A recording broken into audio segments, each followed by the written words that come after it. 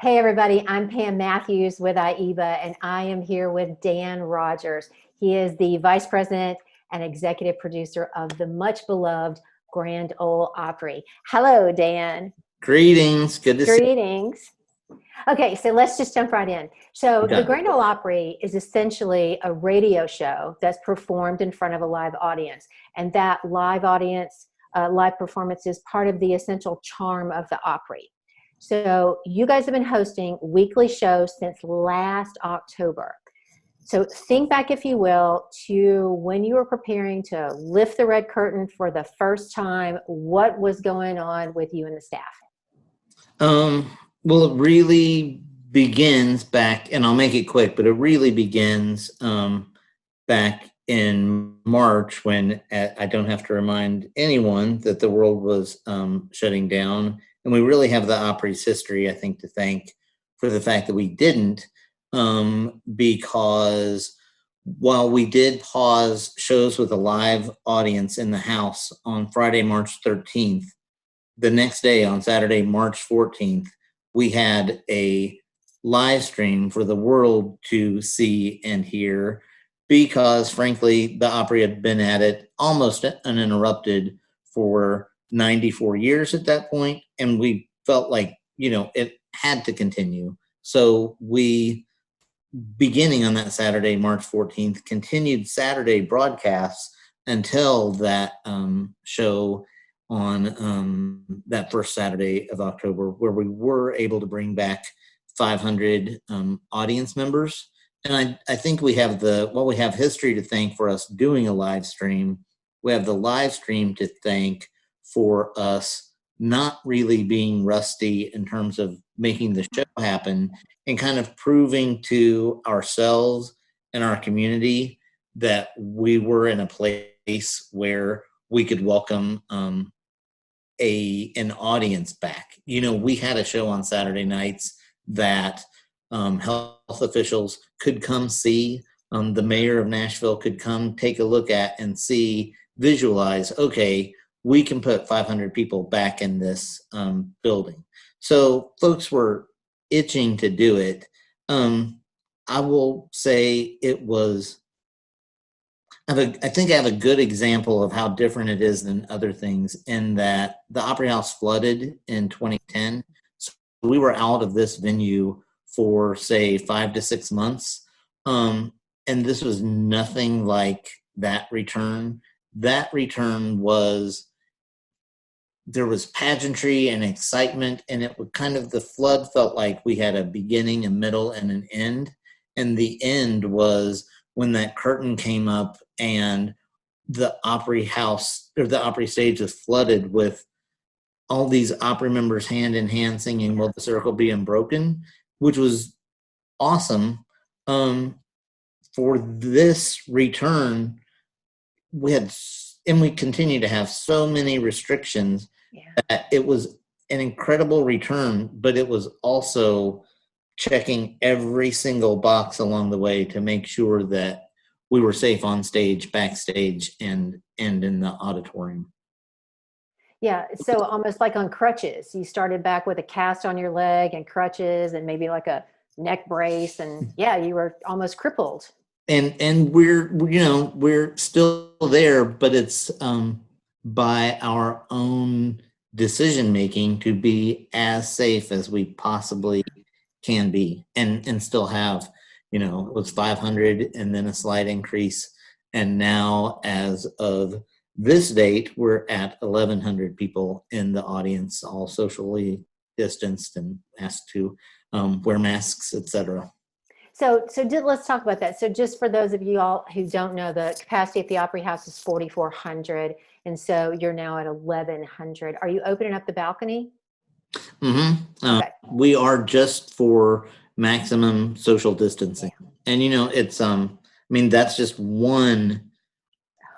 I can't think of an area of our operation that has not changed over the course of the past year, but that's just one in terms of ticketing. It's not as if you did back in February of 20, went online, picked your seats, ordered them, and showed up and sat in those seats. You at this point, tell us how many people are in your party, which of two price levels you'd like, and then folks on our end work really hard from that period until really the time you come to the show to determine how we can safely seat people in that house, kind of in a checkerboard fashion, where you have folks middle of a row, on the sides of the row, etc. And again, that's just one of the dozens and dozens of areas that have been changed for the time being. Well, let's talk about that. So tell me about that know before you go communication that you have with Opry fans so that they know what the standards are, and you're trying to keep that fan experience at a certain level. Yeah, it's really important to us because, one of our missions has always been to connect artists with fans in a way that they might not get, or probably don't get, anywhere else on earth. So our mission is to continue doing that while, again, being safe. And so we do want people, and it's important that people know kind of what we're expecting of them as an Opry fan and as a ticket purchaser at this time. So before you even can purchase a ticket, you're acknowledging what our current protocol is. And I say current because it will fluctuate. Like everything we're doing, we will, together with a lot of communication on internal communication, be making decisions that change what we're able to do on stage and what our guests are able to do out front. But they're well aware of all of those pieces before they ever check the box and say, we're coming to the Opry. And I will say the same is true for our artists. We don't just say currently, hey, you want to come play the Opry? It's, hey, you want to come play with us under these conditions, just because we don't want to surprise anybody. Right. So before I buy an Opry ticket, do I need to check an I accept box? Mm-hmm. Yeah. Okay, that's what I thought. You know and acknowledge what we're asking of you during these difficult times. So I'm sure you do, what percentage do you have right this minute, like in the last 30 days, that's local versus those traveling to see the Opry? Well, if you know the Opry at all. I do know the Opry. I know you know the Opry quite well. The great majority of our guests have always come from sometimes more than even 400 and 500 miles away. And of course, that's changed, but it hasn't changed as much, especially now as you would think. We had Tennesseans as making up, say, 20% at least of our audience, which is greater than it has been. But the interesting thing has been, while the pandemic has made it more difficult, of course, for people to travel, simultaneously, we've been reaching more people than ever from a wider geographic area than ever, the world, such that now we're in this place where, you have the pandemic altering travel behaviors in terms of keeping people closer to home, but us reaching people from a greater distance, that it's kind of leveling out, especially as we look further. Well, I do want to go back and talk about some specific protocols for the staff, including the band and guest artists, and then patrons. But since you brought it up, so once the pandemic hit, the Opry used Circle TV to not just use the TV networks, but to live stream on social media. So talk to me about that. You already alluded to it, that you're just reaching more fans globally than before. So tell me a little bit more about that. And then what are you going to continue to do with those live streams once we're back to full capacity? Well, like a lot of things over the past year, it continues to be a work in progress in terms of where we'll be and when. But as you can imagine, it's really important to us to maintain that great track that we're on, to reach as many people as we can continue to reach, even after they're no longer being told on every news outlet, stay home. And when we're not really the only game in town on a Saturday night. Right. There's something new in live entertainment.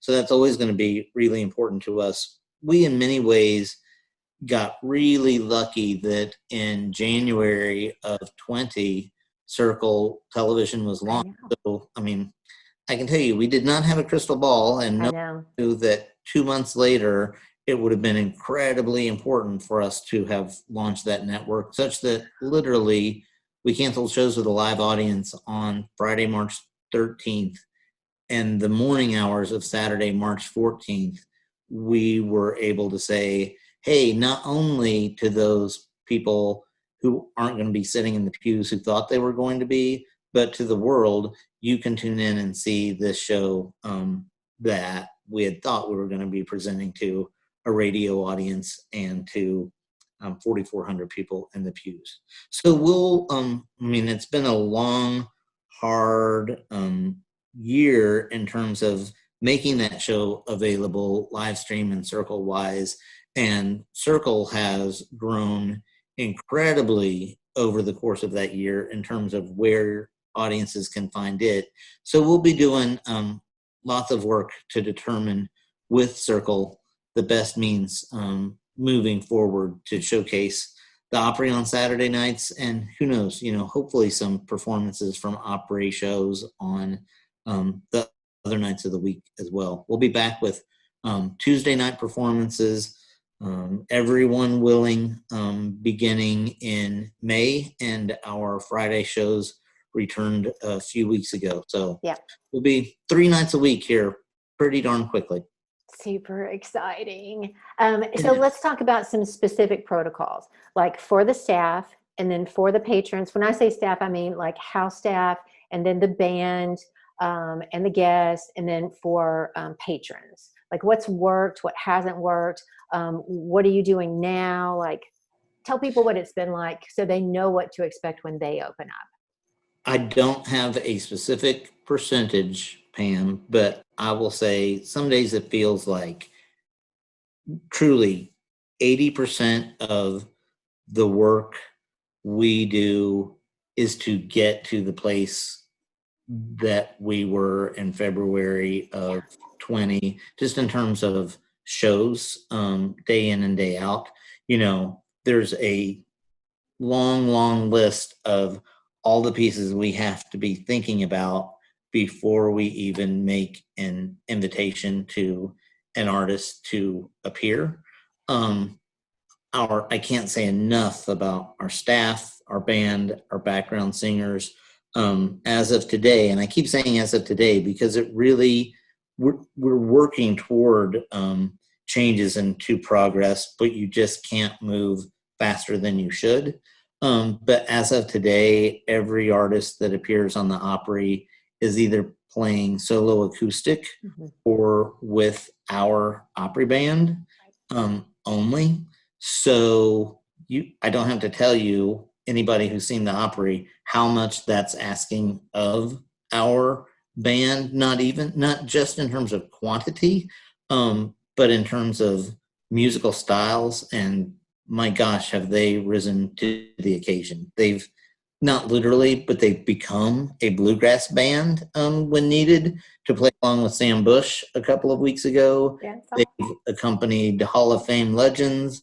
They've accompanied folks who have the number one song on the country charts particular week. It's been, we knew they were up for the challenge, but it's been pretty darn amazing. And that's all under strict protocol as well. The social distancing, masks, etc. Plexiglass. I see the plexiglass every week. I saw Craig Morgan on Saturday. And I have to say, while I give props to the band, I give props to the artists who do choose to come and play with us as well. We appreciate that they'll stick their necks out and do a solo acoustic song from time to time, and maybe, play the songs that our band feels most comfortable with, but they're up for a challenge too. So are you doing food and beverage yet? So they just started food and beverage.